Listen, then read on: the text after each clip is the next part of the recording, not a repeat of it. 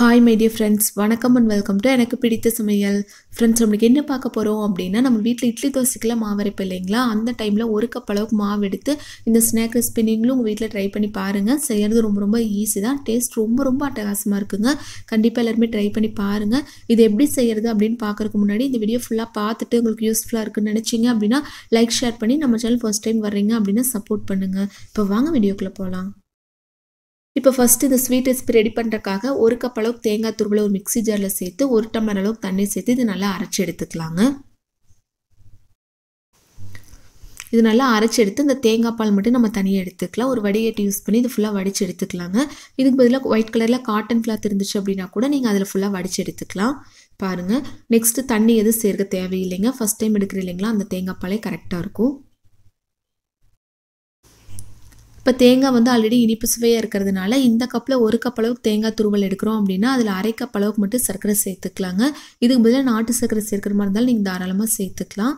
இது நல்லா வாசனையாக இருக்கிறக்காக கொஞ்சமாக ஏலக்காய் பவுடர் சேர்த்து நல்லா இந்த மாதிரி கலந்து விட்டுறலாங்க. ஒருவேளை உங்களுக்கு இனிப்பு சுவை இன்னும் கொஞ்சம் அதிகமாக வேணும் அப்படின்னா கூட இன்னும் கொஞ்சம் எக்ஸ்ட்ராவாக நீங்கள் சர்க்கரை சேர்த்துக்கலாம். நெக்ஸ்ட் ஒரு அகலமான பாத்திரத்தில் ஒரு கப் அளவுக்கு இட்லி தோசைக்கெல்லாம் மாவு அரைப்போம் இல்லைங்களா, அந்த மாவில் ஒரு கப் அளவுக்கு சேர்த்துக்கலாங்க. நான் இப்போ தான் இட்லி தோசைக்கு மாவு அரைச்சேன். அந்த மாவே ஒரு கப் அளவுக்கு சேர்த்துட்டேன். உப்பு ஆல்ரெடி கலந்து வச்சதுனால உப்பு எதுவும் சேர்க்கலைங்க. நீங்கள் உப்பு சேர்க்கல அப்படின்னா கொஞ்சமாக சேர்த்து கலந்து எடுத்துக்கலாம். இப்போ ஒரு பேனில் கொஞ்சமாக எண்ணெய் சேர்த்துட்டு குட்டி குட்டியாக இந்த மாதிரி நம்ம ரெடி பண்ணி எடுத்துக்கலாங்க. உங்களுக்கு வந்து இதை விட கொஞ்சம் பெரிய சைஸில் வேணும் அப்படின்னா கூட கொஞ்சம் எக்ஸ்ட்ராவாக மாவு எடுத்து இந்த மாதிரி ரெடி பண்ணிக்கலாங்க. ஹை ஃப்ளேமில் வச்சிங்க அப்படின்னா ரொம்ப கரிஞ்ச மாதிரி ஆயிடும். ஸோ மீடியம் ஃப்ளேம்லேயே 2 சைடும் நல்லா பொன்னிறமாக வந்ததுக்கப்புறம் நம்ம வெளியில் எடுத்துடலாங்க.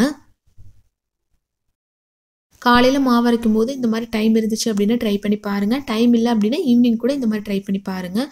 மாவு ரொம்ப புளிச்சிருச்சு அப்படின்னா அவ்வளோவா நல்லா இருக்காதுங்க. இப்போ காலையில் அரைக்கிறோம் அப்படின்னா காலையில் இல்லை சாயந்தரம் நம்ம இந்த மாதிரி ரெடி பண்ணிக்கலாம். இப்போ பாருங்கள், எண்ணெய் ஃபுல்லாக வடிச்சிட்டு அப்படியே ஒரு பிளேட்டுக்கு மாற்றிக்கலாம். ரொம்ப சூடாக இருக்குது, கையில் இந்த மாதிரி ஒவ்வொன்றா குட்டி குட்டியாக உள்ளே போடுற கொஞ்சம் பயமாக இருக்குது அப்படிங்கிறவங்க குட்டியாக ஒரு ஸ்பூன் எடுத்துக்கலாங்க. எடுத்து அதில் கொஞ்சம் கொஞ்சமாக மாவு எடுத்து உங்களுக்கு எந்த சைஸில் வேணுமோ அதுக்கு தகுந்த மாதிரி நீங்கள் ரெடி பண்ணி எடுத்துக்கலாங்க. ஃபஸ்ட் டைம் ட்ரை பண்ணுறீங்க அப்படின்னா இந்த மாதிரி சின்னதாக ஒரு ஸ்பூன் யூஸ் பண்ணி கண்டிப்பாக ட்ரை பண்ணி பாருங்கள்.